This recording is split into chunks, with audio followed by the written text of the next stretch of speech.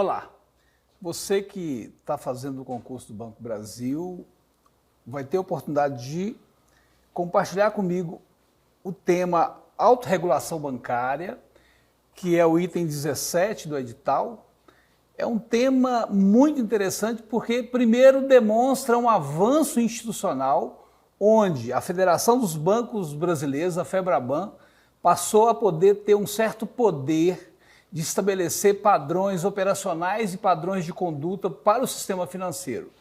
Isso em comum acordo, logicamente, com os reguladores. Mas é importante destacar, continua prevalecendo as normas e leis, ou seja, a autorregulação bancária ela se submete, se subordina às normas e leis emanadas do regulador e das demais instituições que têm poderes de decisão em torno dessa temática. Então, a autorregulação bancária não significa a autonomia absoluta da entidade representativa dos bancos, que é a FEBRABAN, ok? Então, é importante a gente compreender esse avanço institucional, mas sem perder de vista o poder normativo e o poder do órgão fiscalizador, que é o Banco Central.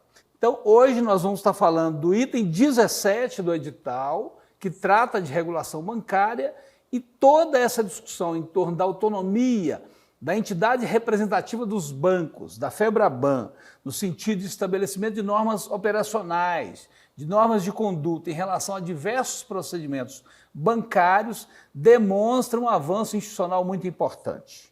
Tá? Mas é importante destacar também, primeiro, que tudo isso ocorreu em decorrência de um diálogo intenso entre os órgãos de defesa do consumidor, o Banco Central do Brasil e a representação dos bancos, que é feita pela FEBRABAN. Isso aconteceu a partir de 2008, portanto, é um avanço institucional recente e que nós vamos compartilhar com vocês alguns pontos, alguns normativos, todos estes lógico, se subordinando às normas do Banco Central. O objetivo desse sistema de autorregulação bancária é promover uma concorrência saudável, incentivar as boas práticas de mercado e aumentar a transparência em benefício do consumidor e de toda a sociedade. A gente sabe que essas entidades estão mais atentas a algumas questões operacionais, algumas questões do cotidiano das instituições bancárias, portanto, essa ação, essa autonomia dada à FEBRABAN, de alguma forma permite um avanço mais célere dos normativos e dos procedimentos bancários. Portanto, isso representa um avanço institucional importante, por isso nós estamos destacando que os objetivos incorporam essa ideia de incentivar as boas práticas de mercado na temática e nos produtos e serviços bancários.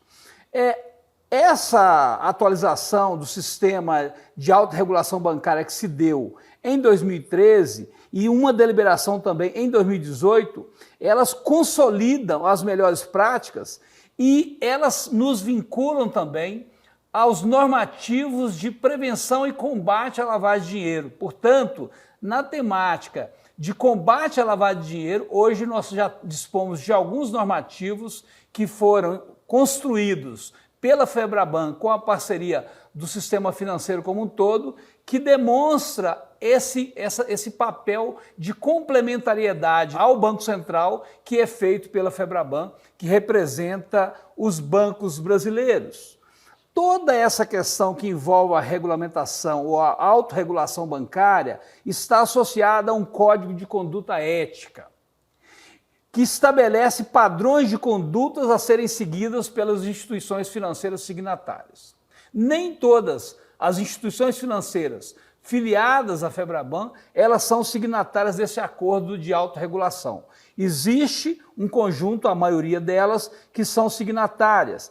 E esse código ele busca mais transparência e eficiência, sempre tendo como perspectiva mais benefícios ao segmento, à comunidade e à sociedade como um todo. Por isso, pensar na autorregulação bancária é pensar num avanço institucional onde o próprio setor financeiro tem um certo poder de criar normas e procedimentos para o conjunto de entidades que ele representa.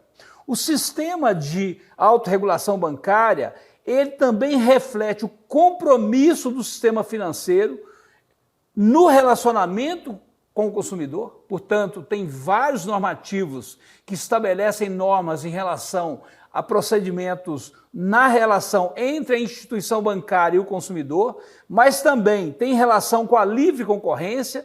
Portanto, é fundamental que a gente lembre que o sistema financeiro brasileiro ainda é muito concentrado. Nós temos um sistema financeiro que atua predominantemente, ou que praticamente 4 ou 5 bancos detêm grande parte do mercado de produtos e serviços, mas é fundamental que a gente torne esse setor mais competitivo e mais concorrencial. Portanto, a autorregulação bancária também pode contribuir nessa direção. A autorregulação bancária tem um papel muito importante naquilo que nós poderíamos chamar de responsabilidade socioambiental do sistema financeiro. A gente fez um vídeo exclusivo sobre a responsabilidade socioambiental do Banco do Brasil, mas todo aquele normativo implementado pelo banco está em linha com as questões e as discussões que são feitas na FEBRABAN nessa perspectiva da responsabilidade socioambiental. Também reflete o SARB esse compromisso do sistema financeiro na prevenção de situações de conflito de interesses, bem como na prevenção de fraude, no combate à lavagem de dinheiro, como foi colocado anteriormente, e também na adoção ou com a adoção de medidas voltadas ao combate à corrupção no país. Então, a autorregulação bancária dá poder às instituições financeiras representadas pela FEBRABAN de buscar as melhores práticas. Lógico, se subordinando sempre aos normativos do órgão regulador, que é o Banco Central.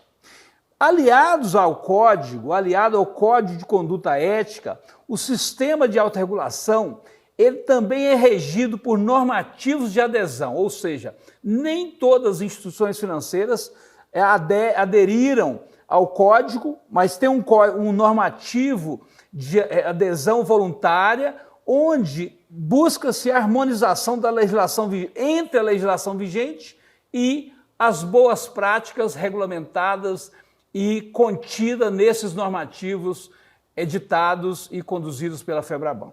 E esses normativos, eles estão focados em 3 principais eixos. Primeiro, no relacionamento com o consumidor. Portanto, nós vamos compartilhar com vocês mais adiante alguns normativos, e o relacionamento com o consumidor vai estar sempre presente em alguns deles, especialmente naqueles que dizem respeito a produtos e serviços oferecidos ao conjunto de consumidores na sociedade brasileira. Mas também um eixo que tem grande importância é a responsabilidade socioambiental e, por último, incorporado mais recentemente, a prevenção à lavagem de dinheiro e ao financiamento ao terrorismo. Lembremos que a lei de combate à lavagem de dinheiro, ela está se consolidando no país, e os bancos representados pela FEBRABAN têm um papel importante na consolidação dessas normas e, ao mesmo tempo, na melhoria para que nós possamos filtrar todas as situações que poderiam estar vinculadas à questão da lavagem de dinheiro. Bom, o público-alvo dessa autorregulação bancária é, primeiro, todas as instituições financeiras associadas à FEBRABAN. Nós falamos anteriormente da adesão das instituições signatárias, mas o público-alvo abrange todas as instituições bancárias. A observância dos conceitos e condutas, ela é obrigatória para as instituições associadas. Portanto, as instituições signatárias, elas têm que seguir esses normativos de autorregulação bancária. Mas também esse código de conduta, ele é importante e está associado a outros atores que não são signatários em algumas perspectivas, e isso tudo decorre da necessidade da autorregulação estar harmonizada com com as normas do Banco Central. Portanto, a harmonização que se faz na autorregulação com os normativos do Banco Central permite que praticamente todas as instituições sigam esses normativos emanados aí da FEBRABAN, que são as chamadas autorregulações bancárias. O código não se sobrepõe à legislação vigente. Então, eu queria chamar a atenção, eu estou insistindo neste aspecto, porque as normas sempre prevalecerão. Essa é uma questão que poderia aparecer na prova. Porque, vejam bem, quando a gente diz que o Banco Central e os órgãos de defesa do consumidor permitiram à FEBRABAN, como representação dos bancos brasileiros, uma autorregulamentação, fica a possibilidade de uma autonomia plena da FEBRABAN em relação a essa temática. Não. Toda a autorregulação ela está condicionada e ela não se sobrepõe à legislação vigente. As instituições financeiras associadas, elas devem assegurar que o código seja observado por todos os integrantes do conglomerado. Você que vai trabalhar no Banco Brasil vai perceber que o banco tem dezenas, talvez até centenas de CNPJs vinculados a ele, vinculados ao conglomerado. Portanto, quando a gente diz que o Banco do Brasil é um dos signatários da autorregulação bancária, nós estamos dizendo que todo o conjunto de instituições que compõem esse conglomerado se submetem a essa autorregulação bancária. E aí nós vamos compartilhar com vocês algumas normas, ou vamos destacar algumas normas que foram emanadas pela FEBRABAN em decorrência dessa autonomia que ela ganhou perante um grande debate que envolveu tanto o Banco Central como os órgãos representativos do consumidor. Nós vamos falar aqui de alguns normativos. Até hoje vigem 25 normativos, tendo sido o primeiro em 2008. Portanto, nós estamos falando de autorregulação como algo recente, como algo que passou a ocorrer muito recentemente no sistema bancário brasileiro. O primeiro normativo, ele trata de regras para o relacionamento com o consumidor pessoa física. O normativo específico. Como eu disse anteriormente, nós temos a autorregulação, ela está embasada em 3 eixos. E um dos eixos é o relacionamento com o consumidor. O primeiro normativo estabelece as regras de relacionamento com o consumidor pessoa física. Posteriormente, o normativo 2 tratou das questões relacionadas a contas correntes, portanto, os usuários de conta corrente, o consumidor desse serviço de conta corrente também está presente nessa autorregulação bancária. Lembrando que todas as exigências legais relativas a contas correntes também são definidas e são respeitadas neste processo de autorregulação bancária. Uma questão importante é que eu estou compartilhando com você, eu não vou passar em todos os normativos, mas veja bem, o normativo 11, ele trata do crédito responsável. Aí eu, como uma pessoa que tem uma tendência a criticar a alta concentração do sistema financeiro, essa certa oligopolização do sistema financeiro, que eu considero isso muito ruim para o país, a gente deixar que a FEBRABAN, que representa os bancos, normatiza essa questão do crédito responsável, parece uma incoerência, mas é interessante à medida que nós percebemos que os próprios bancos estão preocupados com o excesso de endividamento das pessoas, com a necessidade de se promover a educação financeira e previdenciária. Portanto, a normatização de crédito responsável, do crédito responsável em si, é muito importante e demonstra uma preocupação da FEBRABAN, representante dos bancos, com essa questão do excesso de endividamento de parte da sociedade brasileira. E aqui vou destacar novamente os normativos que estão colocados nessas lâminas, mas vou chamar a atenção apenas para o normativo número 15. Ele trata da criação e da implementação de política de responsabilidade socioambiental. Então, quando nós falamos, num vídeo anterior, sobre a responsabilidade socioambiental no Banco do Brasil, quando nós falamos que a gestão dessa temática no banco, ela é vinculada diretamente à cúpula da instituição, que existe ali uma área que trata e cuida exclusivamente dessa temática, é importante perceber que a própria FEBRABAN, representando os bancos brasileiros, implementou um normativo relacionado à política de responsabilidade ambiental, razão pela qual a gente pode acreditar que a maioria dos bancos tem uma área dedicada à responsabilidade socioambiental e tem essa temática no seu dia a dia, razão que nós consideramos muito importante para o avanço da sociedade brasileira. Outros normativos estão aqui colocados, aqui tem a relação de todos que vocês vão poder observar a partir dos nossos slides, mas vou destacar aqui o normativo número 20, que trata do uso consciente do cheque especial. Quando nós falamos de produtos e serviços bancários, nós falamos de cheque e falamos que o cheque está numa fase de desuso, ou seja, se no passado o cheque era o grande instrumento de pagamentos e recebimentos no país, hoje o cartão de débito substituiu o cheque na maioria das operações, mas o cheque ainda é bastante utilizado. Portanto, quando a gente pensa no uso consciente do cheque, são vários aspectos. Primeiro, a pergunta que é muito comum.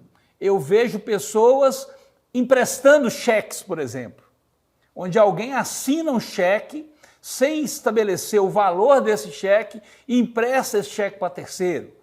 Nesse normativo, vai estar claro a necessidade de você ter mais zelo com a sua assinatura, porque, lógico, um cheque assinado sem preenchimento do valor, o valor preenchido pode ser de qualquer montante, portanto, pode comprometer sobremaneira quem assinou aquele cheque.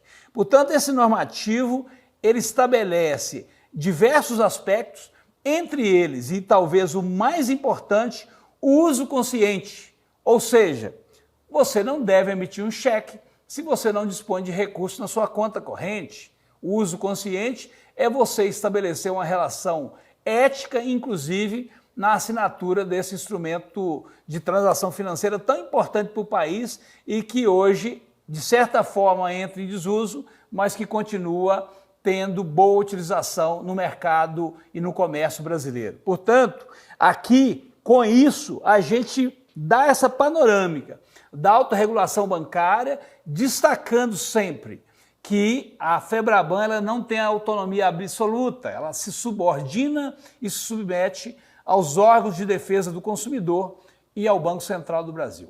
Bom estudo para você e acerte todas as questões de autorregulação bancária que podem cair na prova, que eu acredito que estará contido nessas lâminas que eu compartilhei com vocês. É um assunto amplo, mas ele se restringe basicamente a esse conteúdo que nós trouxemos aqui para esse vídeo.